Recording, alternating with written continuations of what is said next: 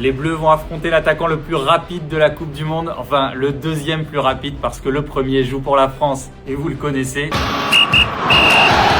Ça va se passer mardi soir 23h à New York face à la Suède justement et l'attaquant suédois s'appelle Anthony Elanga. Il a 24 ans, il évolue à Newcastle dans le championnat anglais et il a été flashé à plus de 36 km/h lors de la phase de groupe. C'est plus que tous les attaquants de cette Coupe du Monde, enfin à part un, et vous l'aviez deviné, c'est Kylian Mbappé. Le capitaine des Bleus a été flashé lui à 37,6 km/h lors du match contre la Norvège. Alors pour revenir sur Elanga, il n'a pas débuté la compétition avec la Suède mais il s'est imposé au fil de la phase de groupe grâce notamment à des buts contre les Pays-Bas et face au Japon, un but sublime d'ailleurs. Anthony Elanga, c'est un ailier droit très rapide qui peut être brouillon mais qui peut aussi faire très mal si on lui laisse de l'espace.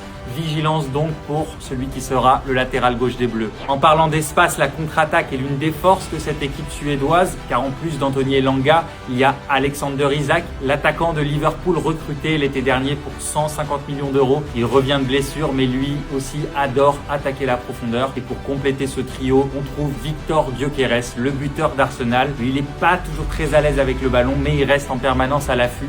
Et cette équipe de Suède, c'est un peu ça. Sur les 32 sélections qualifiées dans le tableau final, elle est 26e au classement des passes courtes réussies. Elle a du mal à créer du jeu et des occasions. A priori, l'équipe de France lui est largement supérieure, mais elle cherchera à l'embêter par du jeu direct, des touches longues et des coups de pied arrêtés avec notamment l'excellent pied droit du milieu de terrain Yacine Ayari, double buteur contre la Tunisie. En revanche, défensivement, c'est plutôt faible. La Suède a été dominée par le Japon et largement battue par les Pays-Bas en phase de groupe. C'est une équipe qui a des failles un peu partout, qui manque de mobilité et qui tente de compenser ça en se regroupant près de sa surface souvent. Mais a priori, la puissance offensive des Bleus devrait leur permettre de prendre le dessus. Verdict et coup d'envoi 23h mardi à New York. Et d'ici là, dites-nous ce que vous attendez de ce match.